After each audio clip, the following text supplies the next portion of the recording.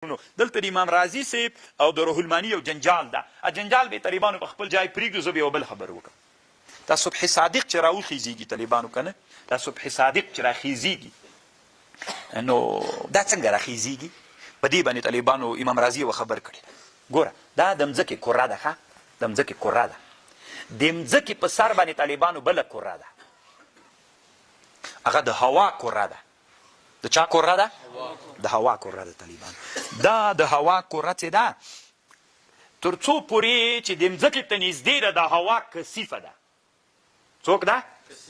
او تر څو چې طالبانو لوړېږي د هوا لطیفه کېږي، باریکه ده. تاسې په خبر پوه شئ؟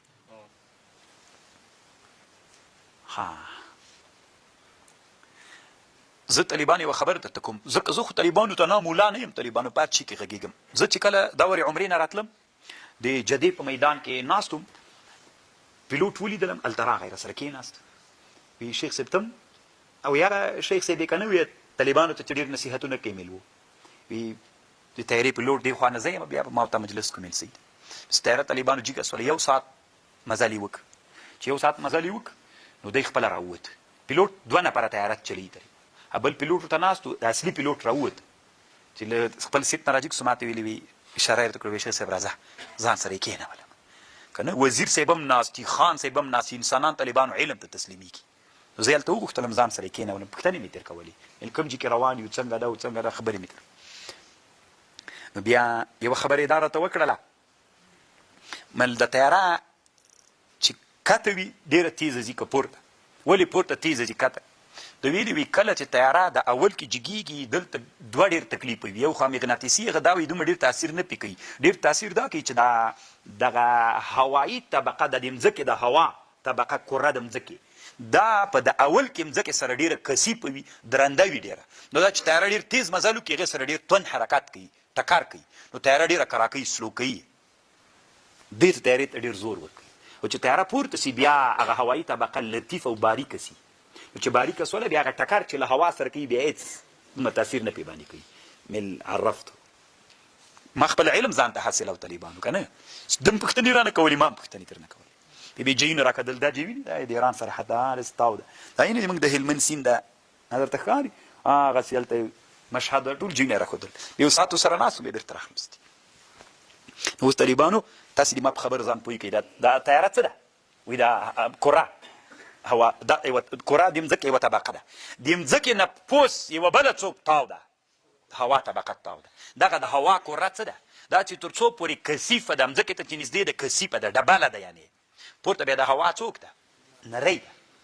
لکه کته رطوبتونه ډېر دي ورسره. نو اوس ته فرض کړه دلته یو طالب سره هغه د څه ورته وایي بجلۍ، طالب جانه د امام اسواق سره ونیسه، داسې ونیسه. دا طالبانو اوس د مځکې کره ده. دا د مځکې کره ده. مثلا د بجلۍ دې ته ور واچوه که نه، د بجلۍ دې نه اچولې دته یې ورکړه.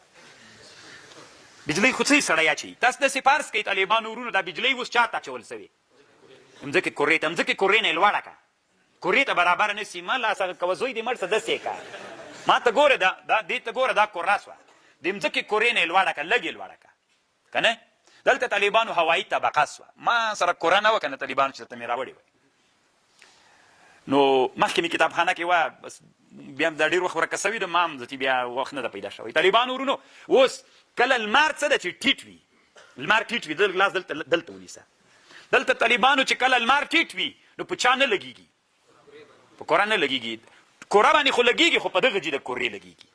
او دلته دغه جي کورې باندې دلته نه لګېږي. دلته طالبانو داسې په لوړ په هوا لګېږي.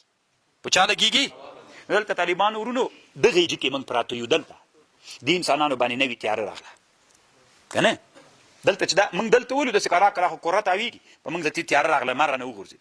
داسې چې بېرته راتاویږي دا کره داسې راتاویږي. دلته چې راغله نو صبح صادق ته راورسېده. دلته طالبانو المار خو دغه جي کې د المار دلته په چا لګېږي؟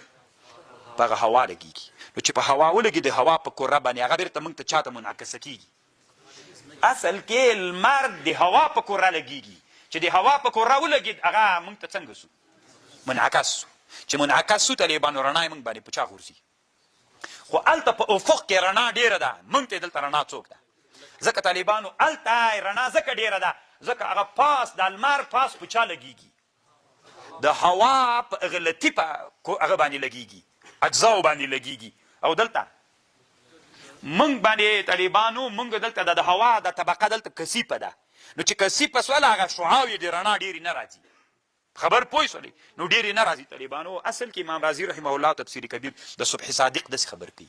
بیا هغه لیکلي څه ورته امام رازي صاحب چې دا صبح کاذب بیا ولي صبح صادق خو داسې منتشره رڼا سوه، دا خو صحیح سوه. دا صبح کاذب څنګه منځته راځي؟ نو هغه سبب مبب نه مني طالبانو، ډایرکټ وایي چې دا د الله په هغه راځي. څه ورته وایي امام رازي وایي دا خالص الله قدرت باندې راځي، د الله د قدرت نښه ده. دی بیرته رد پې کوي طالبانو، حق له ده سره ده بیا په دې مسله کې. اګر چې امام رازي د دې علم سړی ده خو دلته حق له ده سره ده. څنګه طالبانو حق له ده سره ده؟ دا خو نو طالبانو ډېره اوږده موضوع ده، زه ډېره نه غواړم چې وایم. طالبانو دا اوس د موږ په کره باندې چې لمر لګېږي، په نیمایي کره د مځکې باندې اوس په دنیا کې څوک ده؟ نیمایي باندې څوک ده؟ نو طالبانو د مځکې د کرې دا کوم سیوری چې ده دا سیوری مخروطي شکل ده. تاسې چې چا علم د هندسې ویلي مخروطي شکل پېژنئ که نه، چې دلته ډبل وي کرا کرا داسې څوک وي.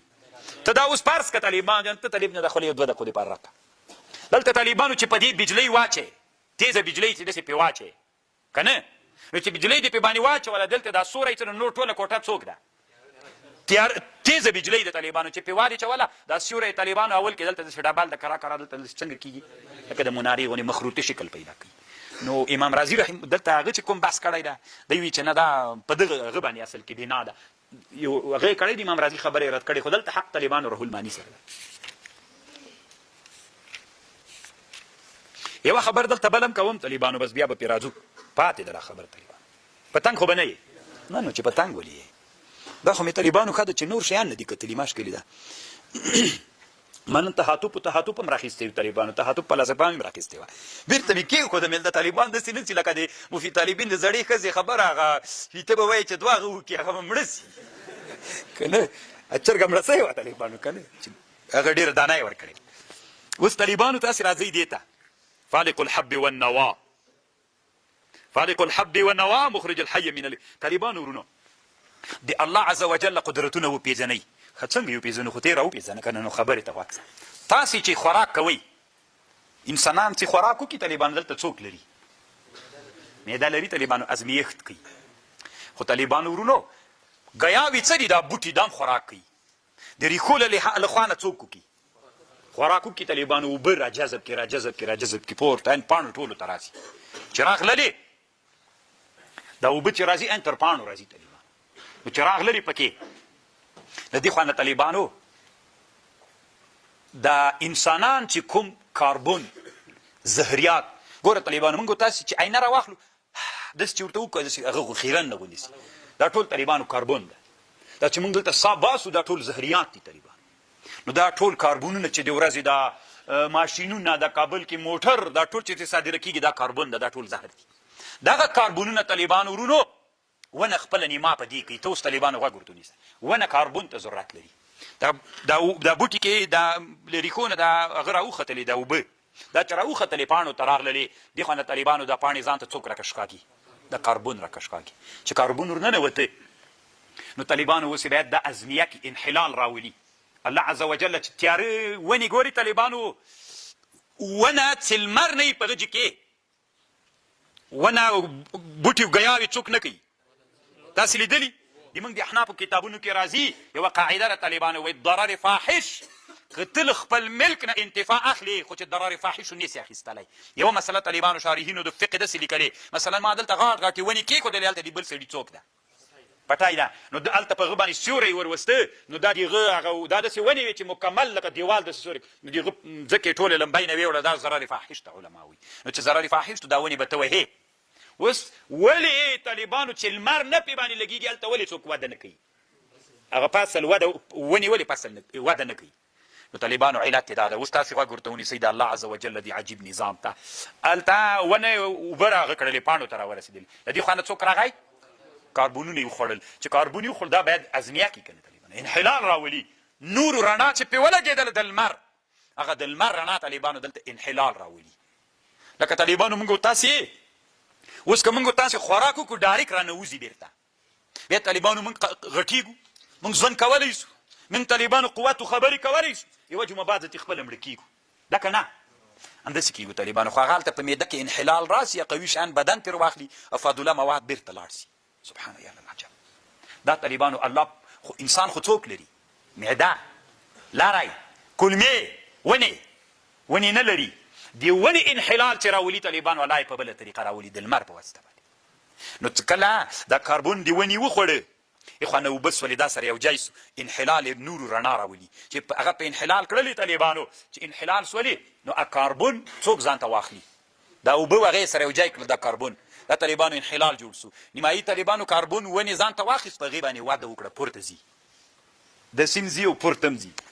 او هغه یو څه نور طالبانو په اکسیجن بدل کړه. هلته خو اوبه و کاربون اول کې، اوس په چا بدل شول؟ انحلال نه وروسته نیمایي په کاربون چې هغه ونه ځان ته قوت ترې نه اخلي، نور په اکسیجن بدل سو. چې په اکسیجن بدل سو ونه بیرته هغه ځان نه صادروي، فضا پاکوي.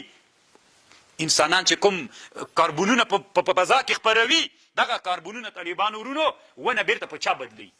په اکسیجن یې بدلوي. نو دنیا طالبانو د کاربون له کمښت د اکسیجن له کمښت سره چې یو ځای سي الله یې د بوټو په واسطه باندې بیرته هغه اکسیجن پوره کوي. سبحان یا العجب. دا خوښې کېږي که یو رب سته؟ دلته په معده کې انحلال راولي، هلته د نورو د رڼا په واسطه چې کوم بوټی چیرته سایه کې طالبانو هلته د لمر شعاع یې نه پرې لګېږي، انحلال نه راځي طالبانو. چې انحلال رانه کوي همغسې مزبول و هغه پاتې کېږي. تاسې پې فکر ته پام سته؟ سبحان الله. یا الله پاکه څومره لویه دنیا دی ده، څومره لویه بادشاهي دی ده چې الله عز وجل بیخي ډېره لویه بادشاهي د طالبانو ورونو الله عز وجل دې موږ پوه کړي.